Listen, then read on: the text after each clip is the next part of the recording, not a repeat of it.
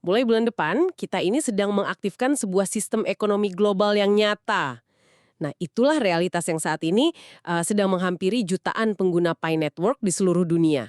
Mengubah sebuah kebiasaan pasif jutaan orang menjadi partisipasi aktif di dalam ekosistem keuangan yang sangat kompleks, itu adalah salah satu transisi paling ambisius dalam sejarah teknologi konsumen kita. Ini bukan peluncuran aplikasi biasa. Ini tuh ibarat membangun ulang mesin pesawat, tapi pas pesawatnya lagi terbang bawa jutaan penumpang. Dan persis itulah misi dari eksplorasi mendalam kita hari ini. Selamat datang kembali di sesi bedah dokumen kita. Tinggalkan komentar terbaiknya untuk Yasdar TV, lebih berkembang dan berkualitas.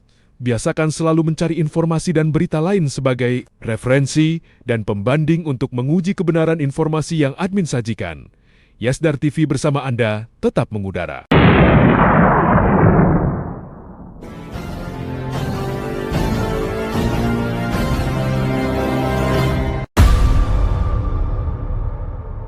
Pi Network, Pi One Year, GCV 314159. Dolly! พวกเรารอ Pi Network Pioneer GCV 459 $. Ini adalah rilis resmi Roadmap 2026 dari tim inti Pi Network. Dokumen ini membeberkan secara belak-belakan gitu soal jadwal pembaruan protokol yang krusial banget.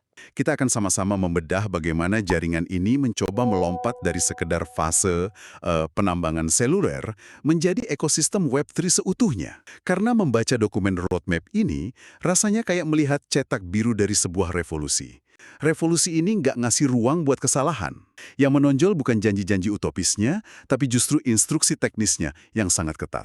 Tenggat waktunya punya konsekuensi absolut buat infrastruktur jaringannya. Dokumen ini nyebutin dua pembaruan pertama yang sangat fokus pada infrastruktur keras. Yang pertama itu versi 21.2. Di situ tertulis jelas banget kalau tahap ini wajib selesai per tanggal 6 April 2026.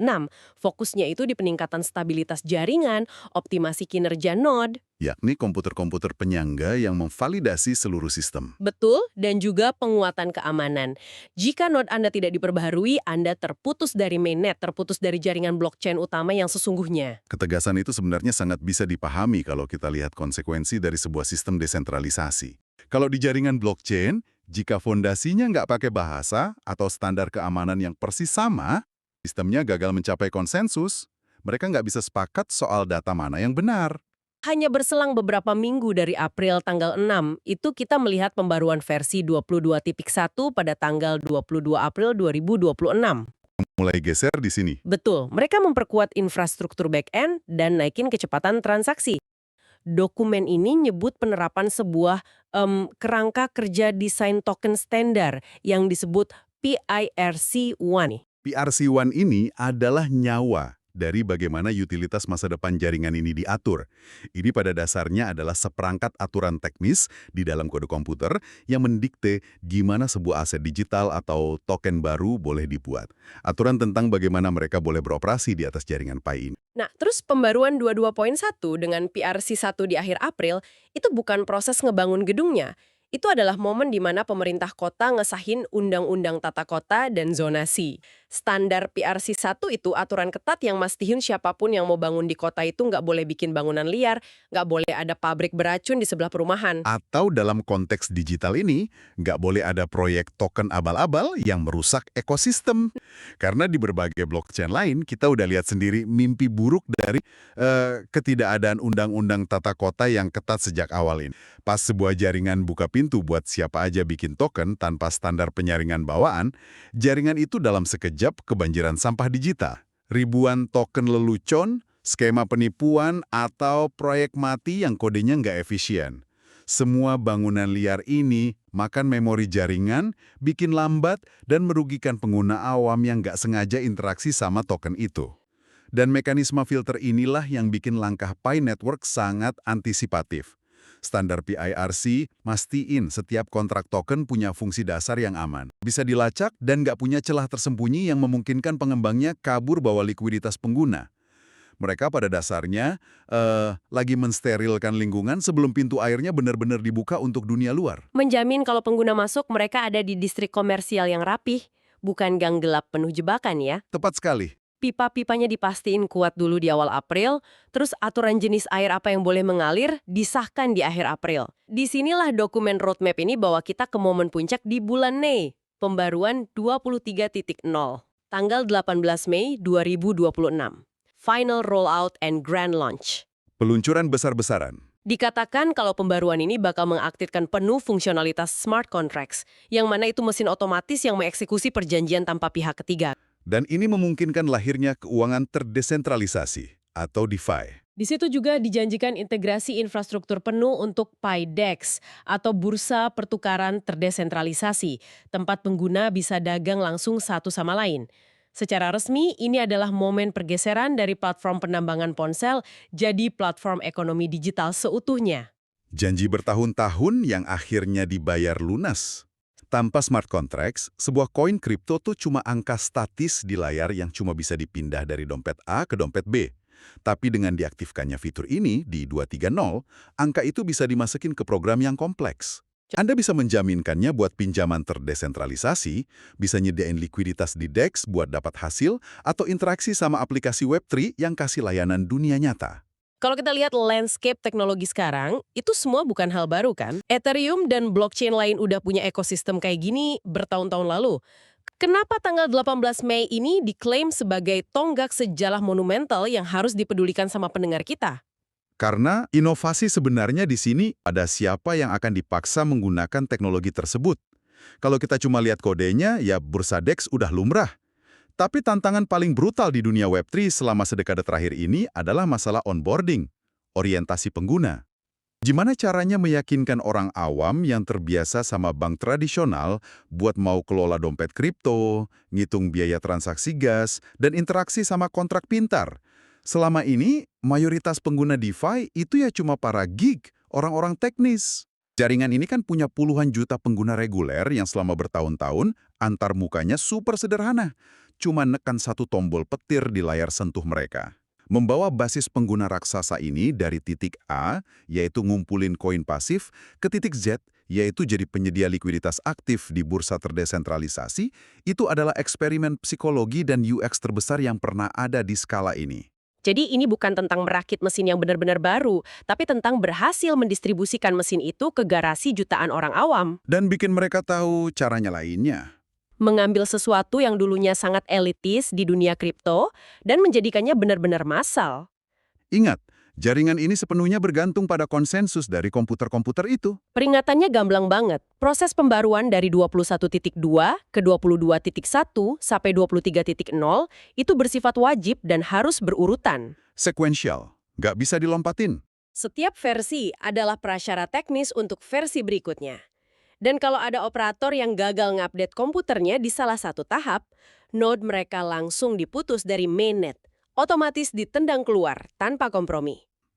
Inilah alasan kenapa aturannya tanpa kompromi. Kalau jaringan mengalami fork karena sebagian node udah pakai aturan kontrak pintar baru, sementara sebagian belum, kekacauan terjadi. Ibaratnya separuh kasir di dunia ngelihat dompet Anda punya saldo 100 koin dan ngizinin Anda transaksi. Tapi separuh kasir lainnya ngelihat kode yang nggak bisa mereka baca, nolak transaksi itu dan bilang saldo Anda nol. Anda punya dua realitas yang berjalan bersamaan di jaringan yang sama. Oleh karena itu, sistem ini dirancang dengan mekanisme perlindungan diri yang sangat radikal. Dengan memutus koneksi node yang tertinggal, sistem memvaksinasi dirinya sendiri. Mereka mastiin bahwa pas tanggal 18 Mei saat ekosistem DeFi meledak ke publik, seluruh kasir di dunia ini baca buku pedoman yang persis sama. Ketegasan itu bukan bentuk kesombongan pengembang ya, tapi insting bertahan hidup organisme digital. Nah, kalau operator node dihadapkan pada ancaman dan kedisiplinan ketat, ada berita lain di rilis ini yang ngasih angin segar buat pengguna biasa, para pioneer. Dokumen ini nyebutin bermanuver strategis yang disebut migrasi saldo kedua. Dijelaskan bahwa jaringan bakal mulai mentransfer saldo bonus dari tim rujukan atau teman-teman yang berhasil diundang di masa lalu, Langsung ke dompet mainnet mereka. syaratnya tentu aja pioneer itu dan timnya harus udah lulus KYC, proses verifikasi identitas resmi buat cegah akun palsu, yang sering jadi mimpi buruk administratif buat banyak pengguna kan?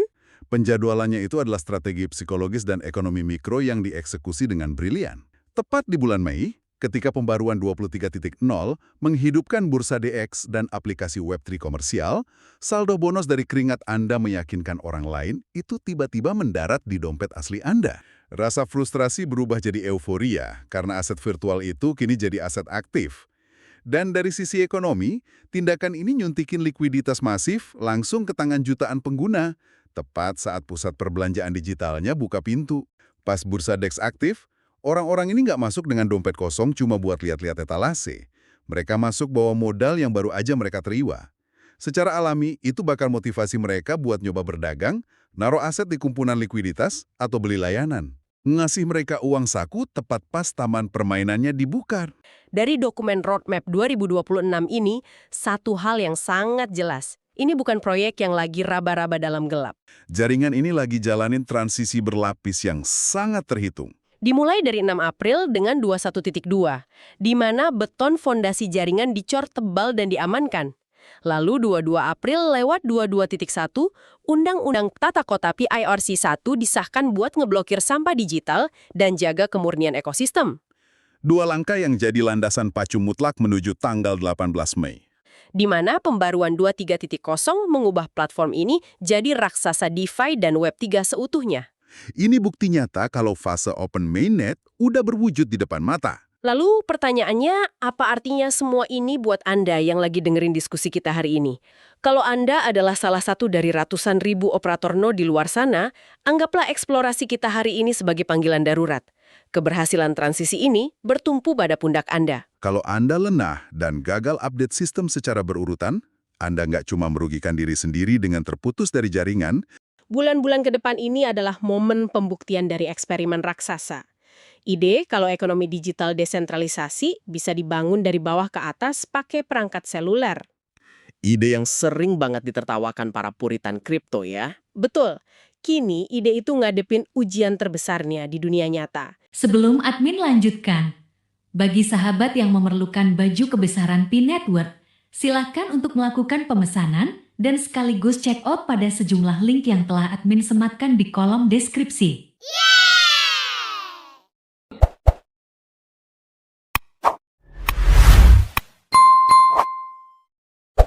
Kita udah ngebedah jadwalnya, mengurai teknologi dan strateginya. Tapi sebelum kita tutup, saya pengen ninggalin Anda dengan satu pemikiran provokatif. Sesuatu yang melampaui dokumen teknis ini. Melihat betapa ketat dan mulusnya strategi mereka menghubungkan pembaruan kode dengan psikologi pengguna, jika jaringan ini berhasil memaksa puluhan juta orang awam buat bermigrasi ke dalam ekosistem keuangan Web3 yang rumit, tanpa ngancurin jaringan dan tanpa bikin pengguna kabur karena bingung, Itu akan jadi pencapaian sejarah. teknologi blockchain seharusnya diperkenalkan ke dunia bahwa cara terbaik buat ngajarin konsep desentralisasi tingkat lanjut ke masyarakat awam adalah dengan membuat mereka nggak sadar kalau mereka lagi mempelajarinya. Pikirkan tentang itu. Terima kasih sudah bergabung dengan kami hari ini di sesi bedah dokumen ini. Teruslah bertanya, teruslah menggali, dan sampai jumpa di eksplorasi mendalam kita selanjutnya.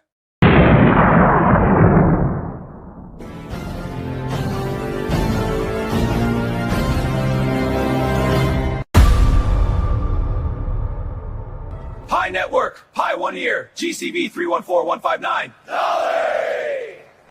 พวกเรารอ Pi Network, Pioneer, GCV 459 $. เย้